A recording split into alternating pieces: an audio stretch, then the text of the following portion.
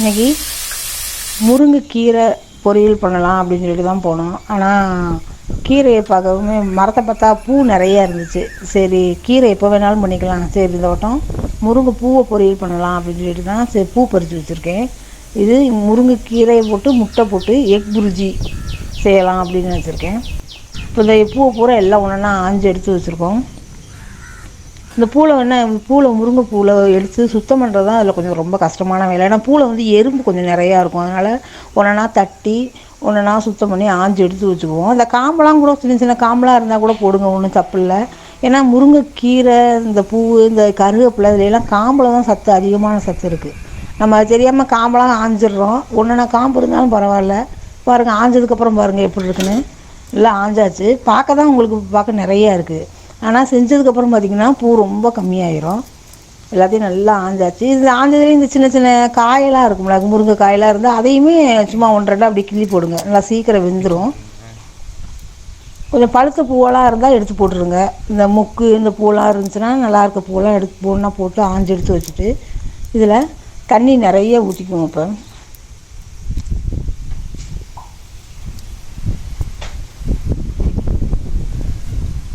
இதில் பூவை விட உங்களுக்கு கீரையை விட பூவில் தான் அதிகமான சத்து. இப்போ தண்ணி அப்புறம் நிறைய ஊற்றிட்டு அதில் உப்பு கொஞ்சம் போட்டு ஒரு 10 நிமிஷம் நல்லா ஊறட்டும். நல்லா ஊறினா தான் அந்த அழுக்கு நமக்கு இன்னும் கண்ணுக்கு தெரியாத பூச்சியெல்லாம் இருந்தாலும் எல்லா பூச்சியும் இப்படி மேலே வந்துடும். நல்லா 10 நிமிஷம் ஊறட்டும். ஊறினதுக்கப்புறமே நல்லா கையில் 2 தடவை நல்லா தேய்ச்சி விட்டு அப்படியே அலசி ஒன்றுனா தண்ணி வடிகிற பாத்திரத்தில் எடுத்து இப்படி வச்சுக்குவோம்.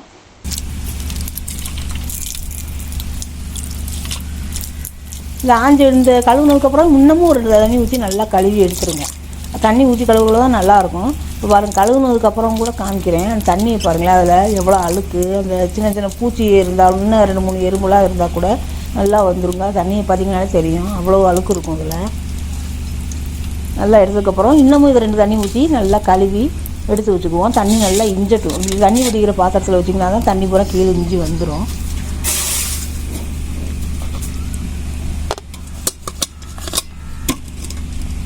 நல்லா கழுவி சுத்தம் பண்ணி வச்சாச்சு.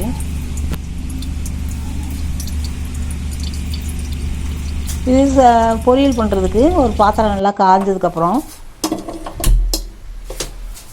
நல்லா கொஞ்சம் ஆயில் விட்டுக்குங்க. அதில் ஒரு 3 ஸ்பூன் ஆயில் விட்டுக்கலாம். அப்படி விட்டு இதுக்கு பெரிய வெங்காயம் பொடியாக கட் பண்ணி வச்சுருக்கேன். இது பச்சை மிளகாலாம் போட வேண்டியதில்லை. பெரிய வெங்காயத்தை மட்டும் நல்லா பொடியாக கட் பண்ணி வச்சு அதிலோட 2 கருவேப்பிலை போட்டிருக்கேன்.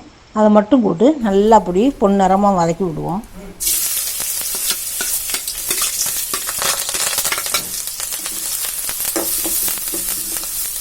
பொன்னரமாக வதக்கி விட்டதுக்கப்புறம் கொஞ்சமாக உப்பு சேர்த்துக்கலாம்.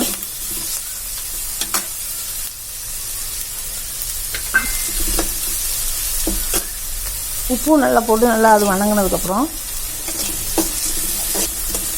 இஞ்சி பூண்டு பேஸ்ட்டு 1 ஸ்பூன் போட்டுக்கலாம்.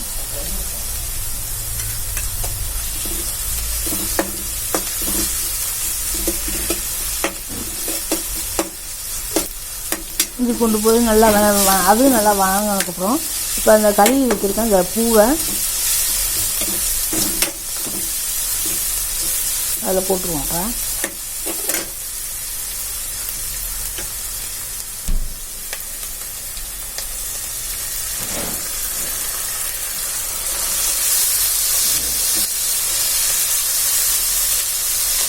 அந்த பூவை போட்டு நல்லா அப்படியே சுருள அப்படியே வதக்கி விட்டுருங்க.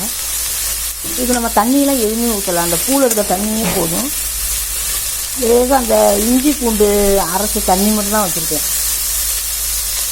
அதை மட்டும் வேணால் இப்போ கொஞ்சம் லேசாக தெளித்து மட்டும் விடுங்க. சும்மா காட்டமாக இருக்கக்கூடாது, கையில் லேசாக அப்படியே அள்ளி தெளித்து விட்டாலே போதும்.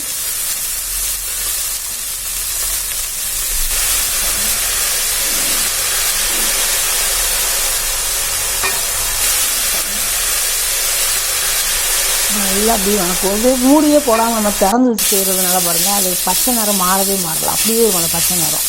நல்லா இப்போ அது வணங்கிடுச்சு. நல்லா வணங்காமல் அடுப்பு ஸ்லோவாகவே வச்சுருவாங்க. இப்போ இதில் 2 முட்டையை மட்டும் இப்போ உடச்சி ஊற்றுவோம். உங்களுக்கு முட்டை பிடிக்காது, நீங்கள் வெஜிடேரியனாக இருந்தீங்கன்னா முட்டை போடாமையும் செய்யலாம், ஒன்றும் தப்பு இல்லை, நல்லாயிருக்கும். முட்டை போடாமல் செஞ்சாலும் நல்லாயிருக்கும், முட்டை போட்டு செஞ்சால் நல்லா முட்டை பொரியல் மாதிரியே இருக்கும் அது. இப்போ இதில் 2 முட்டை போட்டுக்கலாம் அடித்து. இப்போ இந்த முருங்கை பூவுலேயும் நல்ல சத்து, இந்த முட்டையிலையும் நல்ல சத்து, ரொம்ப நல்லாயிருக்கும் இது. ஒரு இதில் இரும்பு சத்து அதிகமாக இருக்கிறதுனால இது பூ கிடைக்கிறப்ப விட்டுறாதீங்க, கரெக்டாக செஞ்சு பாருங்கள். அதை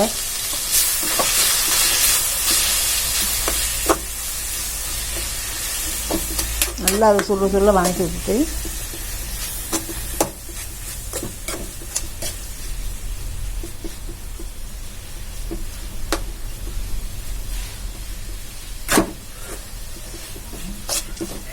இதோட கொஞ்சமாக தேங்காய் பூ சேர்த்துக்கலாம். இப்போ தேங்காய் பூவுமே அந்த ஒரு 2 நிமிஷம் நல்லா வதக்கி விட்டுருவோம். இப்போ இதில் உப்பு நம்ம முதல்ல சேர்த்த உப்பு தான், ஏன்னா முருங்கைக்கீரைக்கு பூவெலாம் உப்பு அதிகமாக எடுக்காது. அதனால் லேசாக கொஞ்சமாக சேர்த்ததோட போதும். இந்த உப்பே கரெக்டாக இருக்கும் இதுக்கு.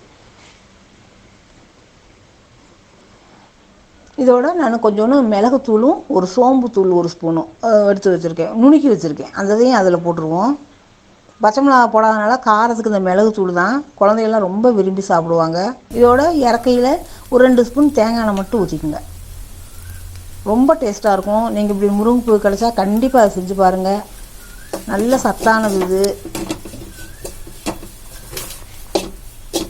நல்லா சுருள விட்டுருங்க. பாருங்கள் இப்போ பூவை பார்த்தாலே இருக்குன்னு ரொம்ப டேஸ்ட்டாக இருக்கும். சப்பாத்தி கூட, சாம்பார் சாதத்து கூட, ரசம் சாதம் இதுகளோட சாப்பிட்றதுக்கு ரொம்ப டேஸ்ட்டாக இருக்கும். நீங்களும் இது மாதிரி செஞ்சு பாருங்கள், எப்படி இருக்குன்னு சொல்லுங்கள்.